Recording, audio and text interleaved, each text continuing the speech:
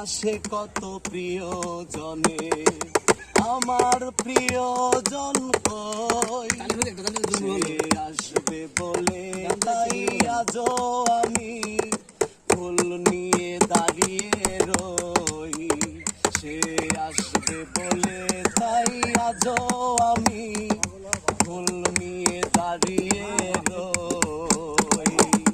একটি বছর পরে এলো আবার নতুন দিনের আগমন, পহেলা বৈশাখের দিনে ফুল নিয়ে আসে কত প্রিয়জনে, আমার প্রিয়জন কই সে আসবে বলে তাই আজও আমি ফুল নিয়ে দাঁড়িয়ে রই।